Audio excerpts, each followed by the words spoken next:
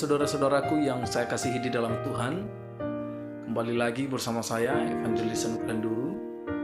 Salam sejahtera dan salam Maranatha. Saudaraku yang saya kasih dalam Tuhan, di video kali ini saya membahas lagi tentang baptisan Alkitabiah dengan tema apakah baptisan menyelamatkan? Di dalam kekristenan sendiri, ada sebagian orang Kristen yang memiliki paham bahwa baptisan menyelamatkan atau baptisan sanggup menyucikan dosa. Dengan mengutip beberapa ayat, misalkan 1 Petrus pasal 3 ayat 21, kurang lebih bunyinya, juga kamu diselamatkan oleh kiasannya, yaitu baptisan. Kurang lebih seperti itu.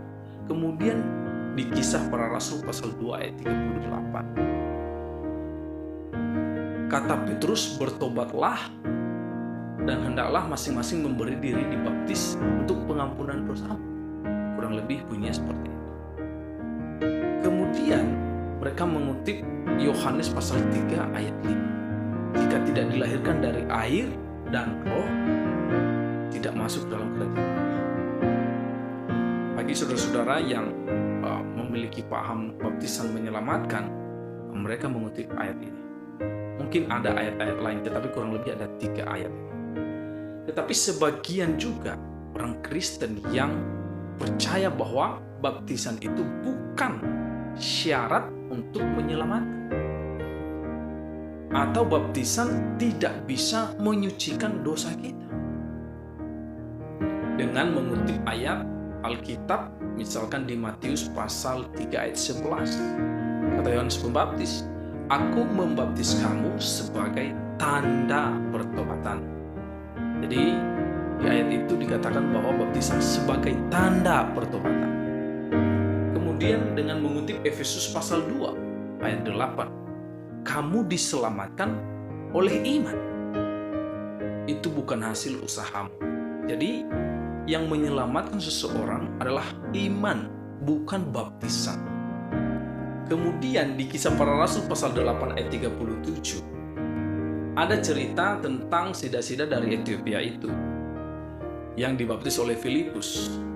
Ketika dia sudah mendengar Injil yang diberitakan oleh Filipus kepadanya, kemudian di dalam perjalanan dia melihat ada air dan meminta Filipus agar membaptis dia. Dan dia berkata, apa halangannya jika aku dibaptis? Filipus berkata, ya jika Tuhan sudah percaya, maka boleh. Jadi baptisan ini hanyalah bukti bahwa sudah percaya di ayat itu. Apakah mungkin baptisan menyelamatkan? Karena saudara, di Matius pasal 3 ayat 11 itu cukup jelas dikatakan bahwa baptisan hanyalah tanda pertobatan. Dan kemudian syarat untuk diselamatkan hanya oleh iman. Lalu ada cerita tentang penjahat yang disalib di samping Tuhan Yesus yang kemudian percaya kepada Tuhan Yesus. Dan saat itu juga Tuhan Yesus berkata bahwa dia bersama-sama dengan Tuhan Yesus di Firdaus. Tidak ada di situ cerita bahwa Tuhan Yesus suruh murid-muridnya untuk ambil air dan membaptis orang itu. Tidak ada. Dan kemudian bagaimana dengan orang-orang perjanjian lama? Kalau misalkan baptisan adalah syarat keselamatan, harusnya mereka juga dibaptis. Tetapi nyatanya tidak. Jadi saudaraku yang saya kasih dalam Tuhan, bagaimana dengan ayat-ayat yang mengatakan bahwa baptisan itu menyelamatkan? Mari saya ajak kita untuk membahas satu persatu. Minimal ada 3 ayat yang dikutip oleh saudara kita yang berpandangan baptisan menyelamatkan. Yang pertama, saya mengajak kita untuk melihat 1 Petrus pasal 3 ayat 21. Juga kamu diselamatkan oleh kiasannya, yaitu baptisan. Maksudnya bukan untuk membersihkan kenajisan jasmani, melainkan untuk memohonkan hati nurani yang baik kepada Allah oleh kebangkitan Yesus Kristus. Di ayat 21 ini dikatakan bahwa juga kamu diselamatkan oleh kiasannya. Apa yang sedang dikiaskan di sini? Saudaraku yang saya kasih di dalam Tuhan, untuk memahami 1 Petrus pasal 3 ayat 21 ini, kita perlu melihat satu perikop ini. apa yang sedang dibicarakan oleh Rasul Petrus sebelum ayat 21 ini. Nah, kalau misalkan kita lihat di ayat 20-nya, di situ dikatakan, yaitu kepada roh-roh mereka yang dahulu pada waktu Nuh tidak taat kepada Allah, ketika Allah tetap menanti dengan sabar waktu Nuh sedang mempersiapkan bahtera, di mana hanya sedikit, yaitu 8 orang yang diselamatkan oleh air bah. Kemudian dilanjutkan di ayat 21, juga kamu sekarang diselamatkan oleh kiasannya, yaitu baptisan. Saudaraku yang saya kasih dalam Tuhan, Rasul Petrus sedang membicarakan tentang Nuh yang diselamatkan oleh, kalau di ayat itu di ayat 20, diselamatkan oleh air bah. Nah, ini harus kita mengerti dulu bahwa Nuh di dalam perikop itu dikatakan bahwa dia diselamatkan oleh air bah, yang kemudian di ayat 21 dikiaskan sebagai baptisan bagi orang percaya saat ini. Jadi, saudaraku yang saya kasih dalam Tuhan, kita bisa mengerti maksud dari Rasul Petrus tentang baptisan menyelamatkan orang percaya saat ini jika kita tahu apa maksud dari air bah menyelamatkan Nuh. Karena baptisan di situ sebagai kiasan dari air bah. Kalau kita lihat, sebenarnya kalau di peristiwa air bah itu, harusnya yang menyelamatkan jiwanya Nuh, harusnya itu adalah bahtera, bukan air bah. Air bah kan memusnahkan. Tetapi kenapa di perikop ini Rasul Petrus menekankan bahwa air bah yang menyelamatkan Nuh? Sebenarnya harusnya kita bertanya, apa yang sedang dimaksudkan oleh Petrus di perikop itu? Firman Tuhan tidak salah. Sebenarnya air bah itu memang menyelamatkan Nuh, tetapi menyelamatkan dari mana? Dari apa? Ya, kalau kita lihat, bahtera memang itu yang menyelamatkan Nuh, nyawanya diselamatkan, maksudnya dia tidak mati. Tetapi air bah didatangkan oleh Tuhan untuk memusnahkan orang-orang berdosa. Dengan demikian juga Nuh akan terpisah dari orang-orang berdosa itu. Dan bisa kita katakan bahwa Nuh diselamatkan oleh air bah itu dari pengaruh-pengaruh orang-orang berdosa. Kalau misalkan bahtera sudah jadi, kemudian air bah tidak terjadi, tidak datang, maka ya Nuh yang tadinya orang percaya, bisa lama-kelamaan dia bisa mengikut orang berdosa karena pengaruh-pengaruh dosa itu. Maka sangat penting air bah itu didatangkan oleh Tuhan untuk menyelamatkan Nuh dari pengaruh dosa-dosa orang di situ. Atau Nuh dipisahkan dari orang-orang berdosa. Nah, sekarang dikiaskan sebagai baptisan kepada orang-orang percaya saat ini. Karena baptisan adalah kiasan dari air bah, maka sebenarnya maksud dari baptisan menyelamatkan ini kita juga harus samakan dengan maksud air bah menyelamatkan Nuh, karena baptisan di sini dikatakan sebagai kiasan. Nah, sama kurang lebih orang percaya ketika mengaku Yesus adalah Tuhan dan Juru Selamatnya dan bertobat kepada Tuhan Yesus Kristus, dia memberi diri dibaptis. Dia memberi diri dibaptis artinya dia memberikan bukti bahwa dia adalah pengikut Kristus. Dia adalah anak Tuhan. Dan ketika dia memberi diri dibaptis, dia juga bergabung di dalam sebuah jemaat. Karena di Matius pasal 28 ayat 19 dan 20 itu adalah amanat agung. Di situ dikatakan bahwa pergilah, jadikanlah semua bangsa muridku dan baptislah mereka. Kurang lebih maksudnya bahwa orang percaya saat ini ketika dia memberi diri baptis, dia benar-benar terpisah dari kumpulan orang-orang berdosa. Kenapa?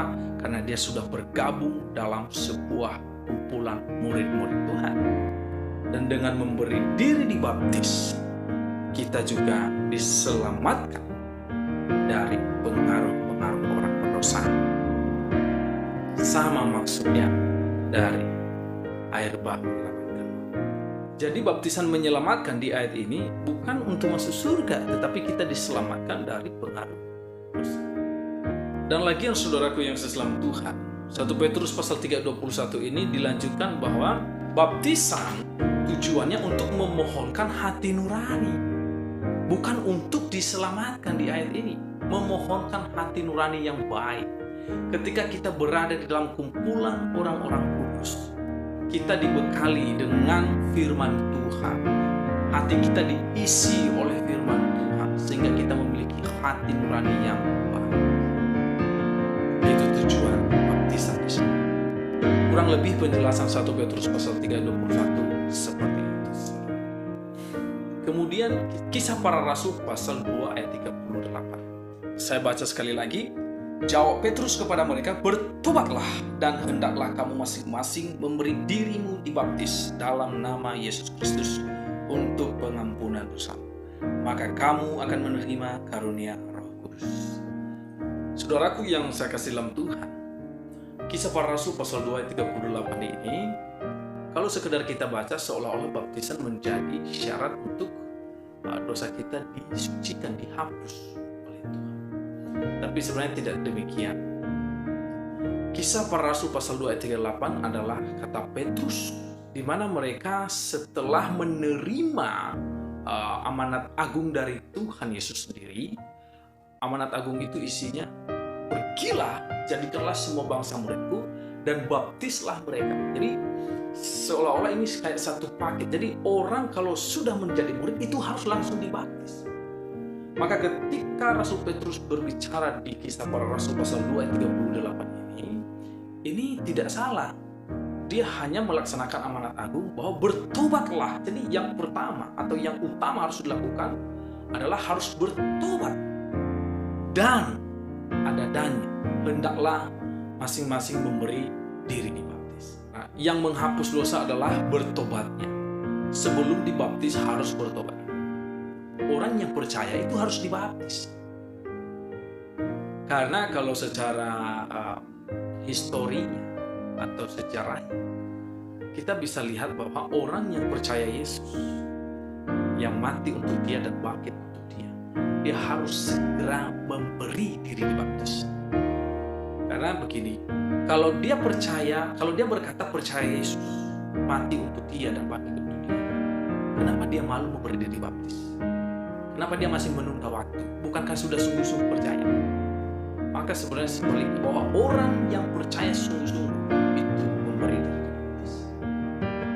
Seseorang harus bertobat terlebih dahulu, bukan memberi diri dibaptis terlebih dahulu, tetapi bertobat dulu, baru kemudian memberi diri dibaptis. Dan itu aturan yang benar oleh firman Tuhan juga, bahwa orang yang menjadi murid harus dibaptis. Tetapi ingat bahwa syarat untuk diampuni kesalahannya adalah bertobat dan percaya oleh iman, bukan hasil usaha dan bukan perbuatan kita. Tetapi kenapa Rasul Petrus menyelipkan kalimat hendaklah masing-masing memberi diri dibaptis? Karena saudaraku yang sesalam Tuhan, baru saja Petrus menerima amanat agung dari Tuhan Yesus, yaitu orang yang percaya harus dibaptis, harus segera dibaptis. Jadikanlah semua bangsa muridku dan baptislah mereka. Jadi tidak salah jika Petrus berkata bertobatlah dan hendaklah masing-masing memberi diri dibaptis. Lalu dilanjutkan untuk pengampunan dosa. Ya, sebenarnya baptisan di situ hanyalah sebuah perintah bagi orang yang sudah bertobat. Kemudian yang terakhir, Yohanes pasal 3 ayat 5. Jawab Yesus, "Aku berkata kepadamu, sesungguhnya jika seorang tidak dilahirkan dari air dan roh, ia tidak dapat masuk ke dalam kerajaan Allah."